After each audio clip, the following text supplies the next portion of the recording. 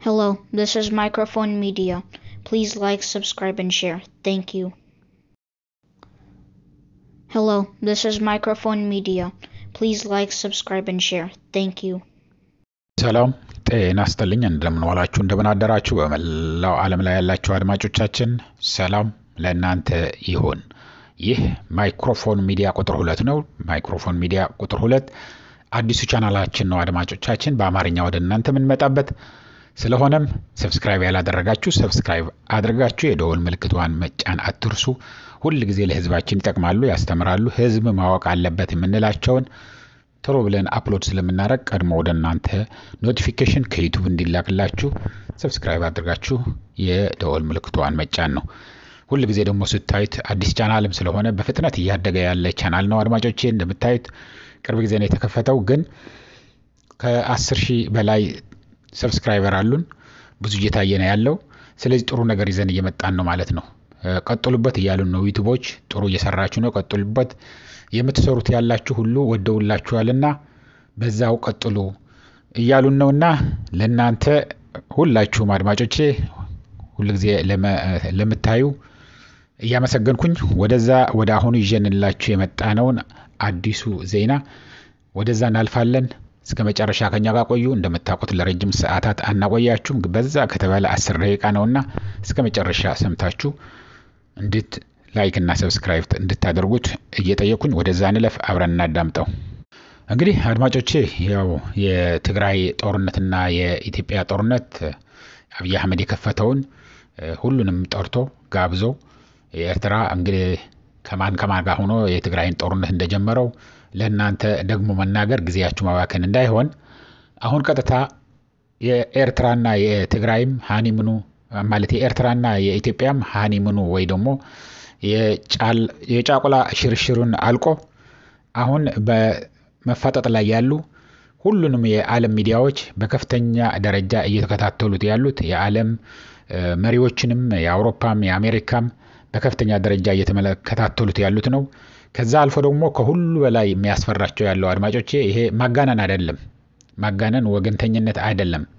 ትግራይ ላይ ጦርነት እንዳይነሳ ሌሊትና ቀን ነው የሚጥሩት ያሉት በሙሉ የአውሮፓ ህብረትና የአሜሪካ የአፍሪካ ቀንድ የኤዥያ ሀገሮች በተለይ ደግሞ የአረብ ሀገሮች የምንለው በተለምዶ ኤዥያ ውስጥ ያለ ነው። እነሱ ኢትዮጵያ ውስጥ የትግራይና የፌደራል መንግስት ጦርነት እንደገና እንዳይነሳ ከተነሳ ግን ኢትዮጵያ የምትባል አገር እንደማትቀጥል ስለሚያውቁ ነው። ምክንያቱም ለምን መሰላችሁ? ከዚህ በፊት ትግራይ ላይ ጦርነት ሲከፍት አብይ አህመድ የኢትዮጵያ ህዝብ በሙሉ ድጋፍ ነበረው። በደህና ጊዜ በኢህአዴግ ጊዜ የሰለጠኑ የተደራጁ ብዙ ሰራዊት ነበረው። በኢህአዴግ ጊዜ የሰለጠኑ የተደራጀ ብዙ የየክልሎቹ ልዩ ኃይሎች ነበሩት። የኤርትራ ሙሉ ኃይል ከሱ ጋር ተሳትፈዋል። የሶማሊያ 3,000 ወታደሮች ከሱ ጋር ተካፍለዋል። ቀጥታ ወደ ትግራይ እየገቡ ነው የሚቆጥረው ያለሁት። ዩናይትድ አረብ ኤሚሬትስ በድሮን በተተኳሽ በገንዘብ በሁሉ አቅሟ ረድተዋለች። የቻይና የቱርክም ተሳትፈውበታል። ስለሆነም እነዚህን ሁሉ ይዞ ያለ በተለይ ደግሞ የአማራና የኦሮሚያ የደቡብ ክልል በከፍተኛ ደረጃ ገበሬው ሳይቀር በተለይ የአማራ ክልል ሚሊሻ ሁን ተብሎ ጠበንጃ እንኳን ሳይኖረው ዱላህን ይዘህ ውጣ ተብሎ የተከፈተ ጦርነት ነው የነበረው። በምንም ተአምር ግን እንደማያሸንፍ ተረድቶት ነው ደቡብ አፍሪካ ፕሪቶሪያ ሄዶ የተፈራረመው። እዛ ሲፈራረሙ ደግሞ ይሄ ነጥቡን በደንብ አዳምጡኝ አድማጮቼ። ጊዜ እያባከንኩ አይደለም፣ መሰረት እያስያዝኳችሁ ነው። ለምንድነው የተወሰነው? ምንድነው የተወሰነው? ጥፋቱስ ለምንድነው የአብይ ነው የሚሉት ያሉት? ይህንን ወደ እናንተ እንዳመጣ ነው። እና ደቡብ አፍሪካ ሄደው ምንድነው የተደረገው? ደቡብ አፍሪካ ከመሄዳቸው በፊት አንደኛ የትግራይ መንግስት በምርጫ የተደራጀውን መንግስት እውቅና አልሰጠውም፣ ያንን ምርጫ ከህግ ውጪ የተደረገ የጨረባ ምርጫ ነው ብሎ አብይ አህመድ እምቢ ብሎ ነበር። በዛ ላይ ተጨማሪ ደግሞ የህወሓት ወይ ደግሞ የቲፒኤልኤፍ ድርጅት እንደ ድርጅት አሸባሪ ነው ብሎት ነበር በህዝብ ተወካዮች። ይሄንን የተደረገበት ለምን እንደሆነ እናውቃለን። ያው ግን ብዙ ጊዜ ስለማናቆያችሁ ልለፈው ተብሎ ነበር ብቻ። ፕሪቶሪያ ግን ምንድነው ያደረጉት?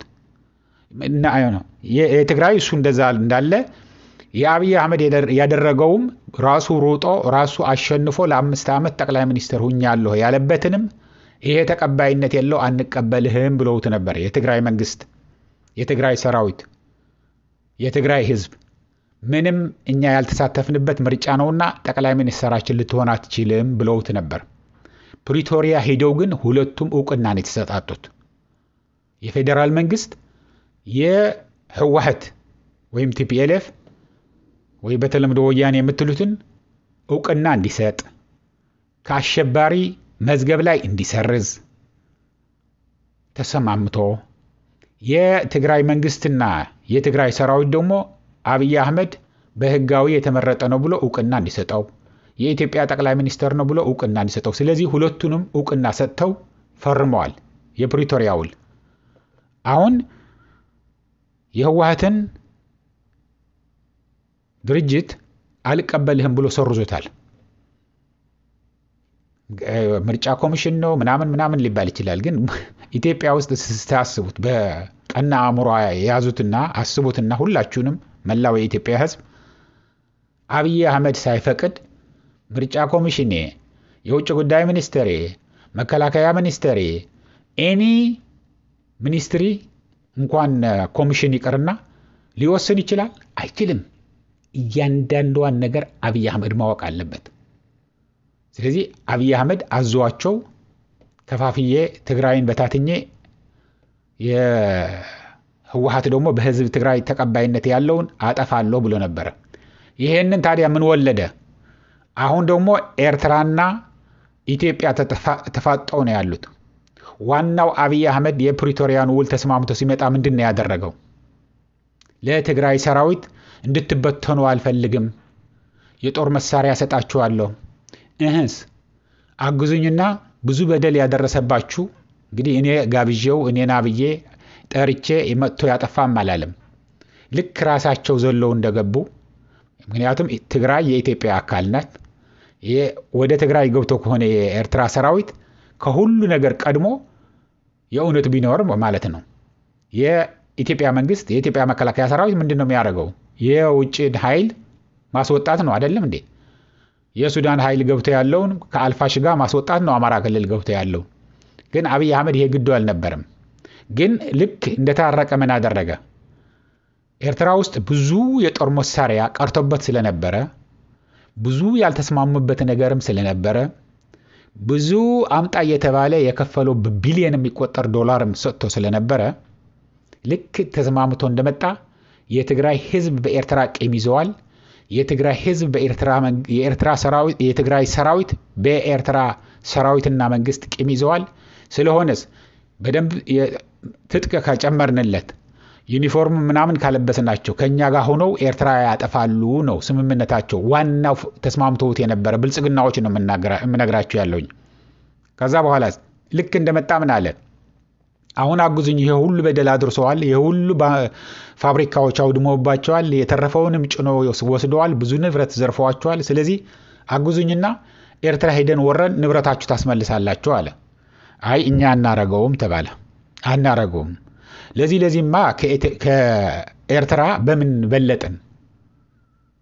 ኤርትራ ያደረገችው በሙሉ ስህተት ነው እያልን እኛ ሄደን አንወርም። ፕሪቶሪያ ምን ብለህናል? የትግራይ ሰራዊት ካምፕ ገብቶ ይቀመጥ እንጂ የኤርትራ ሰራዊት ኃይል የለውም፣ ሽማግሌዎች ናቸው፣ ሊዋጋ የሚፈልግ ምንም ወጣትም የለም። ስለሆነስ እኔ በቀላሉ አስወጣዋለሁኝ ብለህን ነበር የላካቸው። ራስህን እየደወልክ እንደዛ ብለህ ነበር ወደ ደቡብ አፍሪካ ፕሪቶሪያ ላይ። ስለሆነ እኔ አስወጣቸዋለሁ ብለህ ስለነበር በስምምነታችን መሰረት ሰራዊታችንን ወደ ካምፕ አስገብተናል። አንተ ደግሞ የኤርትራ ሰራዊትን አስወጣ። ኦኬ፣ ከኤርትራ ጋር መቼም እናንተ አንድ ስለሆናችሁ ትግርኛ ስለምታወሩ ብላችሁ ነው። እሺ፣ ፋኖ ብዙ በደል አድርሶባችኋል። መሬታችሁንም ደቡብ ትግራይ፣ ጸለምት፣ ምዕራብ ትግራይ ይዘዋል። አግዙኝና ፋኖ አብረን እናጥፋው መሬታችሁን ሁሉ ውሰዱ አለ። ኖ ሁለተኛ ከአማራ ክልል አብረን ተዋድደን ተጋብተን በሐዘንም በደስታም ስንኖር የነበርን ተመሳሳይ የሆነ እምነቶች ያሉን የጥንትም ከጥዋትም ጀምሮ ጎረቤቶቻችን ናቸው። ስለዚህ እነሱ ጋር ማንዋጋም። ተስማምተሃል ፕሪቶሪያ ላይ ከፌደራል መከላከያ ሰራዊት ውጪ ምዕራብ ትግራይም ይሁን ደቡብ ትግራይም ይሁን ጸለምትም ይሁን ያለ አስወጣቸዋለሁ ብለህ ተስማምተሃል። እሱ አስወጣና ህዝባችን ይመለስ አሉት። አይሆንም አለና አሁን ማሰልጠን ጀመረ። የፕሪቶሪያ ውል ደግሞ አንድ ሁለት የሚከለክላቸውን በጥብቅ የሚከለክላቸውን ልንገራችሁ። አንደኛ እየወጣህ ያፋሽሽት አብይ አህመድ ማለት አትችልም። መሳደብ ጥላቻ መንዛት አትችልም። በትግራይ በኩል በኢትዮጵያ በኩልም እንደዛ ማድረግ አይችሉም። ጁንታ ምናምን እየተባለ በሙሉ የትግራይ ተወላጅ ጁንታ ተብሎ ተጦርታ አልነበረም። ማንኛው ትግርኛ እያወራ አዲስ አበባ የሚሄድ እኮ አንተ ጁንታ አንቺ ጁንታ ይባል ነበር። ስለዚህ ትግርኛ ለማውራትም በጣም ቀርቶ ነበር ነው የሚሉን ጦርነቱ ጊዜ። ስለዚህ እንደዛ እንዳይደረግ ይከለክላል። ግንስ ምን እያደረገ ነው? ስምም እያጠፋ ነው በሚዲያዎቹ። ሁለተኛ ደግሞ ምን እያደረገ ነው? ተቃዋሚ ኃይሎችን ማቋቋምና መርዳት አትችሉም ይላል። ለኢትዮጵያ መንግስት ተቃዋሚ የሆነ በተለይ ደግሞ ጦር ነፍጥ አንስቶ የሚዋጋ ማሰልጠን ማስታጠቅ ማስጠጋት አትችልም ይላል። በኢትዮጵያ በኩልም እንደዛ ለትግራይ ጠላቶች የሆኑትን ማስጠጋት ማሰልጠን ማስታጠቅ አይችልም። ግንስ እዚህ አፋር ላይ ወስዶ እያሰለጠነ እያስታጠቀ ነው ያለው። ስለዚህ በሁሉ ነገር ፕሪቶሪያ ፈርሷል። ስለዚህ አሁን ጎራ ተከፍለዋል። ዛሬ አሁን ጀርመን ያወጣዋል ለጀርመን ድምጽ ያወጣዋል። ምንድነው የሚለው? ትግራይ ውስጥ ለሁለት ተከፍለዋል። የህወሓትን ትንሹ ከብልጽግና ጋር ከአብይ አህመድ ጋር ሆኖ ኤርትራን ወጋለሁ ይላል። የሚበዛው ደግሞ የህወሓት አባል እና ህወሓት ከኤርትራ ጋር ሆኖ ወይ ደግሞ ኤርትራ እጅና እግሯን ሰብስባ ቁጭ ትላለች። በኤርትራ በኩል ወደ ትግራይ የሚመጣ ምንም ጦር የለም። ወደ ኤርትራ ከትግራይ በኩል የሚተኮስ ምንም ነገር እንደማይኖር፣ ከዛ አልፎ ደግሞ የጋራ ጣላት የሆነን ሊወርህ የሚመጣውን ቀድመህ ልክ የትም አገር እንደሚደረግ መፍትሄ ሊፈለግበት ይችላል የሚል ውሳኔ ላይ ነው ተደርሶ ያለው። ስለዚህ በቅርብ ቀን የትግራይ ህዝብ የትግራይ ሰራዊት የኤርትራ ሰራዊት ብዙ ነገር እንቅስቃሴ ያደርጋል። አሁን ዝርዝሩን ይሄ ሊደረግ ነው ይሄ ሊደመሰስ ነው ይሄ ሊጠፋ ነው አላችሁ። አካባቢም የት ብዬ አልነግራችሁም። ጥፋቱ ግን አሁንም 1000% ብለዋል። አንድ ጊዜ ዛዲቅ አብርሃ የኤርትራ ሰራዊት አልገባም ወደ ትግራይ 1001% አረጋግጥልሻለሁ ብሎ ለጀርመን ድምጽ ነው መሰለኝ እንደዛ ሲል ትዝ ይለኛል። ዛዲቅ ያላረገው ነገር የለም። ትግሬ ነበረም አማራ ነኝ ያለ አሁን ደግሞ ኦሮሞ ነኝ እያለ ነው አሉ። ሀብታሙ አያሌው ጨርሶታል። ዛዲቅ አብርሃ ስልጣን እንሰጣለን ካሉት ደህና ነገር ካቀረቡለት እንኳን ማንነቱ ይቅርና ጾታውንም ይቀይራል ብለዋል ሀብታሙ አያሌው። መቼም ንግግር ማንችሎት። ስለዚህ አድማጮቼ ከፋኖ ጋርም ሆኖ ከኤርትራም ጋር ሆኖ ከኦላም ጋር ሆኖ መሬቱን ለማስመለስም ይሁን ሊያጠፋው የሚመጣ ለመከላከል የትግራይ ህዝብ የሚችለውን ያደርጋል። ሁሉንም አብረዋል። አሁን አብይ አህመድ ተጠልተዋል። አብይ አህመድ የሚወድ አንድም የለም። ፎርቶ ነው የሚከተሉት እንጂ ከሱ ጋር ያሉትንም ወይ ደግሞ በከፍተኛ ደረጃ በጥቅም የተሳሰሩ በጣት የሚቆጠሩ ካልሆነ በስተቀር ሌላ በሙሉ ሚኒስትሮቹ መናገር አይችሉም። ስልክ ማውራት አይችሉም። ሁሉ ጊዜ ይከታተላቸዋል። ደህንነት ውስጥ ይሰራል ነበርም ሰላይ አልነበረም።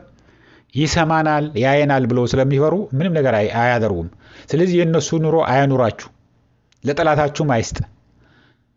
ይህንንም ብለው አይጠቅማችሁም። የኢትዮጵያ ህዝብን በጣም አዝነዋልና ይህንን ነገር እዚህ ላይ ደርሰዋል ያለው አድማጮቼ። በቅርብ ቀን ግን ብዙ ለውጦች ትሰማላችሁ። በትግርኛም በአማርኛም የምናወጣቸውንም ተከታተሉ። ከነገ ጀምሮ ፓብሊክ እናደርገዋለን ያለውን ፕላን። ለአሁን እዚህ በቃኛል። እስከሚቀጥለው ጊዜ ድረስ ሰላም፣ ደህና ዋሉ፣ ደህና ደሩ።